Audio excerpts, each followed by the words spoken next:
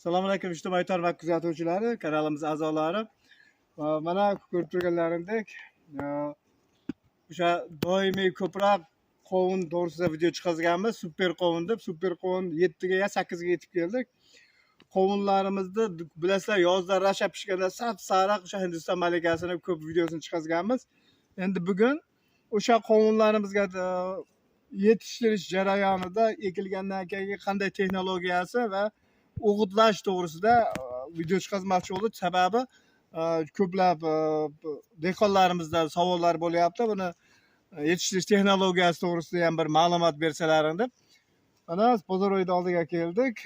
Xohlasa mana shu qovunlarimizni texnologiyasi to'g'risida o'zini tajribalari bilan o'rtoqlashadi va ko'plab savollar kelgan. Bularni mana o'zlari ham bozorga hormat.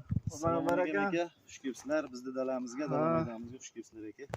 Alloh barakasini bersin. Mana bu qovunlarni ko'rib ko'zim quvnayapti, yashnab turibdi. Rahmat. Rosa chiroyli. Endi bu qovunlarda mana texnologiyasi haqida, yetishtirish haqida, bu qachon ekkansiz, boshqa ko'plab savollar bilan o'zingizga ham qo'ng'iroqlar bo'lyapti ijtimoiy tarmoq orqali. Bu chiroyli bo'lgani uchun, qovunda bir sifati boshqacha bo'lgani uchun shu haqida ham ko'proq ma'lumot bersangiz, mana ijtimoiy tarmoq kuzatuvchilariga albatta kimgadir nafimiz tegsa, tajribangizdan boshqalar kelib chiqib xursand bo'lamiz. Biz shuning uchun menga ham ko'plab qo'ng'iroq kelgani uchun shuni chiqarishimiz keldi. Kimgadir nafimiz tegsa xursand bo'lamiz. Endi bu o'sha boshidan ekish jarayonidan bu urug' ekkanmisiz, ko'chatmi, boshqami, plyonkaning foydali tomonlari haqida ham tajribalaringizdan gapirib bersangiz. Avvalambor assalomu alaykum. Bizni kuzatib borayotgan YouTube kanali a'zolari hamda o'sha barcha bobo dehqonlar, hammalaringga xayrli kun tilaymiz. Barcha dehqonlarni, dehqonchilarga Alloh barakasini bersin. Bugun sanani aytib o'tmayapman. Bugun 26-aprel sanasi 2025-yil. Endi qachon olingan ekan deb o'ylashmaslik uchun mana 25-yil 26-aprel. Endi davom ettiraver. Hamma o'sha dehqonlarni, dehqonchilarga avvalo baraka tilaymiz. Alloh hammasini dehqonchilarga baraka bersin. Aljan aka, shu biz bu dehqonchilikni anchadan qilamiz.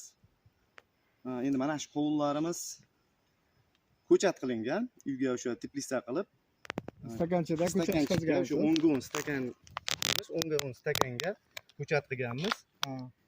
Bularni mana shu qovunlarimizni 5-mart sanalarida ko'chat qilganmiz. Bugun misol 26 bo'ladigan bo'lsa, qisqasi 25 kunlik mobaynida dalaga chiqilgan. Ana shu hayit kunlari, 1-aprel kunlari dalaga chiqib o'tkazdik. 1-aprel kuni bu ekilgan. 1-aprel kuni dalaga chiqib o'tkazganmiz mana shularni. Unda ancha yetilgan bo'lganda tuproqlar. Tuproqlar yetilgan. Endi bular o'sha 10 ga 10 men biogumuz o'zimdanligi uchun endi har doim ham o'sha biogumuzga ekamiz biz. 10 ga 10 stakanchikka ekilgan, ko'proq ketadi. Sababi 30 kunlik mobaynida ana shu organik o'g'itlarimiz natijasi yaxshi. Buni anchadan yildan ko'rib kelyapmiz, kuzatyapmiz. Buni tajribali dehqonlarimiz ancha tushunib bo'lishdi hozirgi kunda. Yaxshi tushunishib qoldi. Endi buni aka faqat misol uchun organik o'g'itlar bilan emas, mineral o'g'itlar bilan ham qilish kerak. Buni mineral o'g'itlarsiz baribir tasavvur qilish qiyin. Butun dunyoni organik o'g'itlar bilan ta'minlash qiyin. Hozirda murakkabroq narsa. Xudo xolasa o'g'itlash, oziqlantirish jarayonida o'sha mineral o'g'itdan ham foydalaniladi. Iloji boricha mana shu ekish jarayonida birinchi o'rinda yerga e'tiborliroq bo'lib, yerni chiroyli tayyorlab olinsa, o'shanda yaxshi bo'ladi. Yerni yetillamay qolganda ekib qo'yiladi. Shunaqa holatlarda xatoliklar kelib chiqaveradi aka. Shuni hisobiga yerimizni toza yetiltirib, mana shu urug'larimizni qadasak yaxshi bo'ladi. Yer iloji boricha gumus singari yumshab ketish kerak, biogumus singari. Yaxshi bo'lsa to'xtamay ketadi tomirlar. Buning uchun toza yetilsa, namlik qolmasa namlik bo'ladi endi loy biroq o'zining yetilmagan joyga me'yoridagi texnika holatda. tushsa qatib qoladigan nimalar ham bor. Me'yordagi holatda. Keyin buni iloji boricha dehqonlarimizga tavsiya qilamiz. Mana shu plyonka ostiga ekishsa juda yaxshi bo'ladi. Sababi plyonka o'zidagi temperaturani har qanday sharoitda, har qanday holatda bir xilda ushlab turadi. U kechasi sovuq bo'ladimi, boshqami, bundagi issiqlik bir xil temperaturada turadi. Shuni hisobiga rivojlanish bunda tomirlar shamollab qolmaydi, boshqa bir holatga tushib qolmaydi. Yaxshi rivojlanadi. Namlikda ham o'ziga zo'r olar ekan keyin ko'rdik-ku. Ha, mashina ochib ko'rsangiz ham, tekshirib ko'rsangiz ham shunday bilinadi. Kesaga bosib qolib, texnika yurganda bosib chiqdilar. Endi o'g'itlash jarayonlari ham har xil usulda bo'ladi ekan. Mana haqiqatda anchayin ham bu. Biz salkam biyagimiz bo'lib qolibdi-ku. Shuni hisobiga mana shu plyonkani tavsiya qilamiz ko'proq. Ochiq 40 gradus tepada ham temperatura qo'lim ham sezyapti hozir. Namligi ham zo'r, issig'ina temperatura ham zo'r. Tuproq. Albatta bunaqa sharoitda har qanday o'simlik Endi mashina Aljan aka bularga mineral o'g'itlar bilan ham nima deymiz? Mineral o'g'itlar bilan ham qilish kerak. O'sha boshida mana shu amafos deymiz, fosforli o'g'it deyiladi. Fosforli o'g'it asosan turpoqda qoladigan, gullashga ham ketdi mana shu. turpoqda qoladi shu fosforli o'g'itlar. Fosforli o'g'itdan foydalanish kerak. O'sha 20 sm uzoqlikda o'sha fosfor tashlab ketilsa, ancha yaxshi bo'ladi. Effekti yaxshi bo'ladi.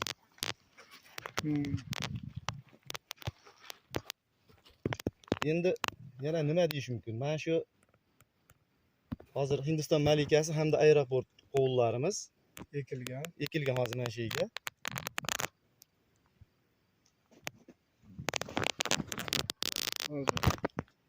Hozir hali mana qovunlarga hop mana shu hozir misol bugun 26 kunlik bo'libdi.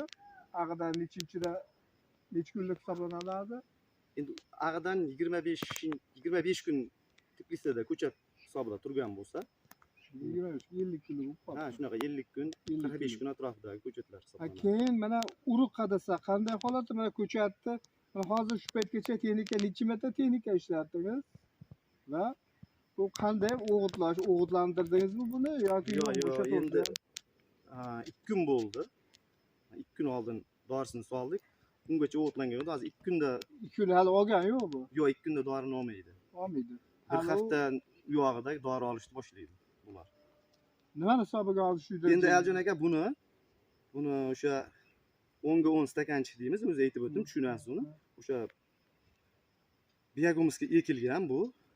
Keyin buni o'sha mana shu yoniga o'zidan bir qarich uzoqrog'iga 20 sm dehqonlarimiz yaxshi biladi. O'zidan 20 sm uzoqlikda mana qo'llarni ko'rsating, mana gullayapti ham. mana shu joylariga 20 sm uzoqlikda amafos fosforli o'g'it berilgan mana shularga.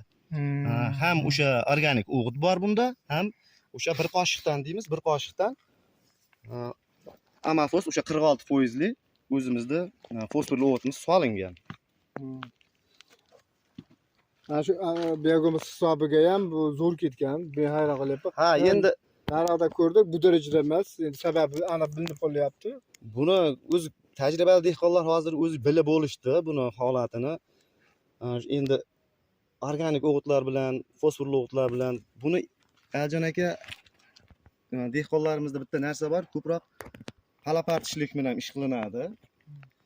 Mana shu bitta narsaga men amin bo'ldim yaqin yillar ichida. Bu turpoqda o'sha o'zimizda tuproqshunoslik institutlari bor ekan aka. O'zimizda mana shu Mingbuloq tumanida ham bor ekan. Shu paytgacha e'tiborsiz bo'lgan ekanmiz.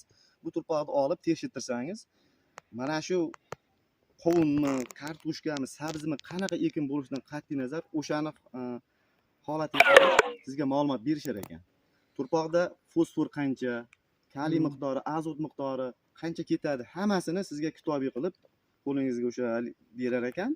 Unga qarab foydalanish mumkin ekan. Shu narsani men bir yil o'zim borib ko'rdim, tuproqni tekshirtirdik.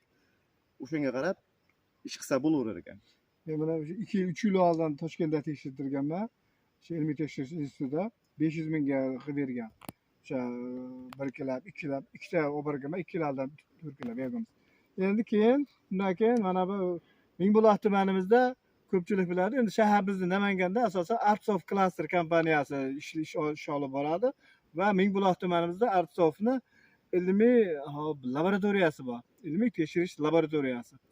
Borki, tuproq, suvmi, boshqami hamma yoqda olib borsangiz o'sha yerda batafsil o'sha nimalarini misol tuproqni oladigan bo'lsa, gumus miqdori qancha, azot qancha, kaliy boshqalarni va mana shu tuproqda necha sentner hosil olishingiz mumkin degan savolingizga shu narsalarni suvgacha tekshirilar ekan. Suvda ham shu narsalar bo'lar ekan. Yaroqli suvlar bo'lar ekan, yaroq suvlar ekan. Asosan oqadigan suvlar toza suv hisoblanadi, lekin zovurlardan zakallar deymiz, ulardagi suvlarda yaroqsiz bo'lishi ham mumkin ekan. U ekinga sug'orilsa, ekinga berilsa, suv sho'rlanish darajasi darajasi oshib ketar ekan. Keyin ba'zi yerlarda o'sha qovunlarimizga dori solamiz, karbamid deymiz, sulfat solinadi, selitra, ammiachniy selitra, ammoniy sulfatlar. Dehqonlar biladigani shular asosan ko'proq. Boshqa dorilarimiz ham turlari ko'p, lekin shulardan foydalanadi. Ba'zi bir yerlarga aka o'sha karbamid umuman solish mumkin emas ekan. Yerda holatidan izidan chiqarib olganda u bir 30 kundami qovun ko'plab turishi mumkin. Keyinchalik o'sha yerdagi sho'rlikmi nimadir oshib ketar ekanda, u qovunda ildiz chirish deymiz, yana bir narsalar deyiladi. U undan bo'lmaydi ekan. Yerda o'sha selitra solib qo'ysangiz, solish bo'lmagan yerga. Tagida misol uchun kerak bo'lsa issiqlik o'ta ham kuchayib ketar ekanda, tomirni kuydiradi, boshqa bo'ladi. Keyin preparat vet aptekaga yurishadi. Tepasidan vitaminlar, har xil hozir chiqib ketgan stimulyatorlar, shunaqa preparatlarni sepishadi. U ming sepgan ham foydasi yo'q. U yer tekshirilmagan, bilinmagan, sho'rlik oshib ketgan, shular hisobiga ko'proq xatoliklar kelib chiqyapti. Siz demoqchisizki, men hozir gaplaringizdan qovunmi, tarvuzmi, qanaqa dehqonchilik qilishdan qat'iy nazar ozgina bo'lsa ham ilmiy yondashaylik, tuproqni o'rganaylik, urug'ni o'rganaylik yoki aka 1 yillik dehqonchilikda ko'p joylarda ko'ryapmiz, telefon qilishadi. Aka yaxshi ketmayapti, rivojlanmayapti yoki palagim tashlab beryapti, sarg'ayib ketgan degan gaplar ko'p. Turpoqni arzimagan, misol uchun summaga tekshirib, ko'rsatib, o'shandayoq aytadi o'zi qanaqa shu narsani o'rganish kerak ekan. 3% nima bor? Siz bu yeringizga asosan mineral o'g'it bering yoki azotli bering yoki fosforli bering deb tavsiya qiladi. Shunga qarab hamma narsaga ham ilmiy yondashsak albatta yaxshi bo'ladi. Endi buni borgan sari natijasini ko'rganingizdan keyin sekin albatta buni chuqurroq o'rganiladi. Mana biogomus deymiz. Meni biladi, mana ko'pchilik biladi. Biogomus ishlab chiqazamiz hozir. Biogomus ishlab chiqarish mana 5 yil bo'ldi. Mana bular doim olishadi, o'zlariga o'rgatganman, o'zlari ham qilishadi. O'zlaridan ortmaydi, sotmaydi, men ko'proq sotaman. Bizning dehqonchilik yetib tursa bo'ladi. Ilmiy yondashib, shuni tekshirib, o'rganib, kitoblarini o'rib, chet el tajribasini o'rganib, oxiri men ham o'sha kitobimizni chiqazganmiz. Ko'pchilik biladimi, yo'qmi? Ya'ni biogomus hosilingiz garov degan o'zim yozganman. 3 oy, 4 oy, 5 oylab vaqtim ketib. Endi buni sababiki shu biogomusda qanchalik ekinlarda foydali tarafi yoki buni o'sha rivojlantirishda qay darajada naf tegadi. Mana shularga biogomus olsak, misol 2 hafta oldin pishadi. Bularni gapirib ketgan boshqa, mana batafsil 2-3 martalab o'qiganda boshqacha ta'sir qiladi. Men o'zimda shuni qilaman. Va buni mana shu kitobda ko'proq o'qisangiz, shu biogomus ta'siri haqida ham, boshqalar haqida ham ko'p yozganman. Keyin boshqa dehqonlar misol kelib so'raydi, maslahat qiladi, urug' berasiz, shularga ham tavsiya qilsangiz bo'laveradi. Bu kitobdan 1000 risola chiqazganman. Albatta bu insonlarimiz, xalqimizga, dehqonlarimizga nafimiz tegsa xursand bo'lamiz. Bu yana mana ko'pchilik ko'rgan bu o'sha Hindiston malikasi deymiz. Sariq, o'ta chiroyli, sifatli, hozir bozorda O'zbekistonda nomerali qovun bo'lib turibdi. Eksport qilmoqchi bo'lsangiz ham o'ta qattiq. Ko'p gapirganmiz, endi buni hozir iloji yo'q. Ancha bilib qolishdi hozir kunda yaxshi.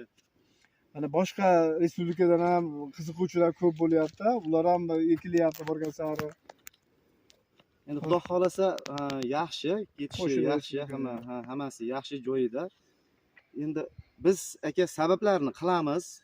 Qo'limizdan kelgancha o'sha tajriba endi misol uchun nima deydi? O'qimaganmiz, lekin tajriba asosida dehqonlarga taklif qilamiz, gapiramiz, qo'limizdan kelgancha xato kamchiliklari bo'lsa kechirishsin, kechirib qo'yishadi. Uncha-muncha xato hammada ham bo'ladi.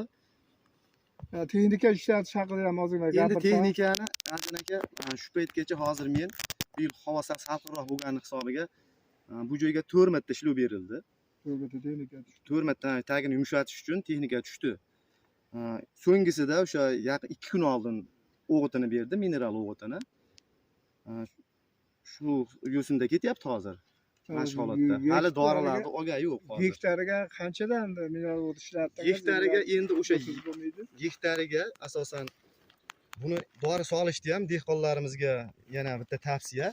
Dori solishda ham ilgari misol 700 kilo, 800 kilo qilib bir martada solib qo'yardik aka buni. Krupnoy qilib deymiz, bir martada solinardi. Hozir bosqichma-bosqich solinadigan bo'lsa yaxshi natija beryapti. Chunki mana shu qovunlarimizda birinchi o'sha bir 200 kilo, 250 kilo atrofida fosforli o'g'itlar bilan solinsa, o'sha amafos deymiz. O'sha 200 kilo ham 150 kilo atrofida solinadigan bo'lsa, birinchi bosqichida. Keyin ekish jarayonida o'sha ularda o'sha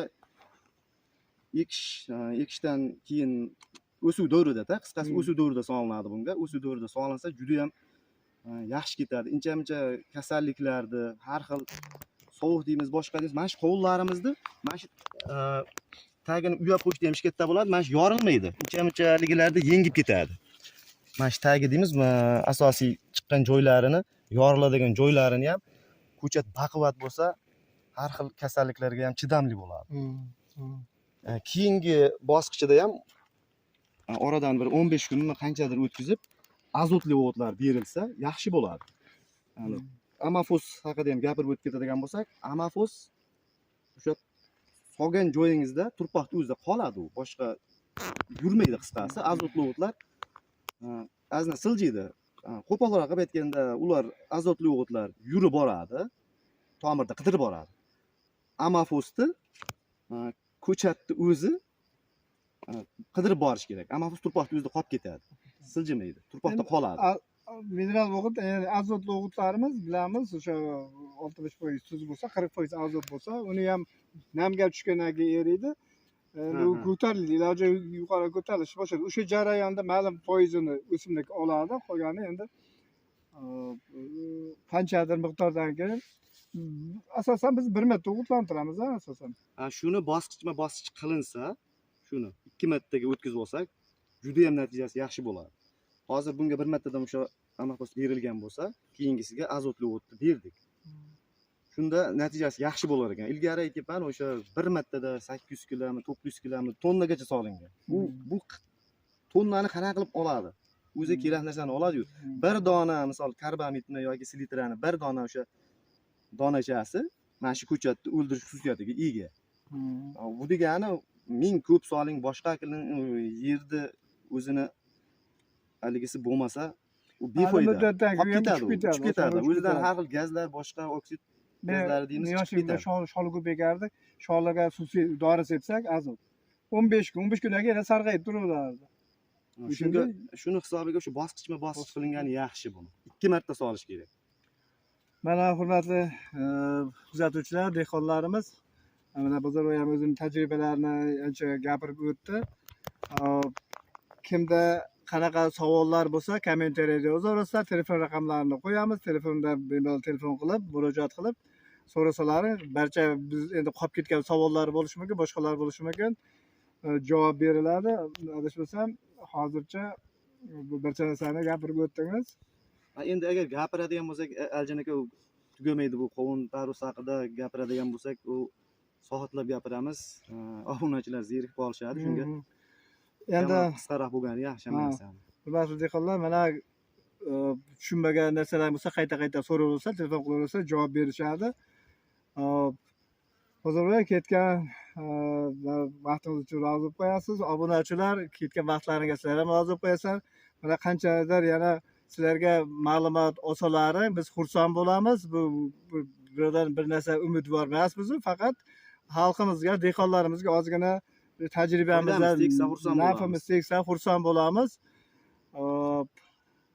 Hozircha shu. Yana ma'lum muddatdan keyin bir hammalaganda ma'muli bo'lganda chiroyli videolar chiqazamiz. Tushganda bomba videolar chiqazamiz. Like bosib qo'yasizlar, kommentariy yozaverasizlar. Mana bir qovunni yana bir ko'rsatib qo'yganmiz. Bu qovunlarni ko'rib ko'zingiz quvnaydi. Yaqinroq olib kelgan. Aka, o'sha sizlarga ham kelganlaring uchun rahmat. Vaqtlaringni ajratib, hurmat qilibsizlar. Rahmat. Xudo xolasa, keyingi jarayonlarni ham vaqtingiz bo'lsin. Kelib bemalol mana shu dalarimizga kelaverasiz aka, xudo xolasa.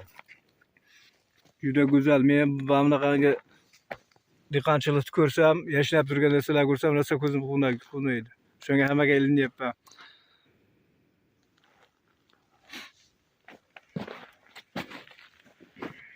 Ha, palagot darajasiga kelibdi. Juda go'zal. Kimda qanaqa savollar bo'lsa, sizniki qay darajada, qanday ishlov berish kerak, barchasini sekin dehqonimizga telefon qilib so'raversa, like bosib qo'yishni unutmaysizlar. Xayr.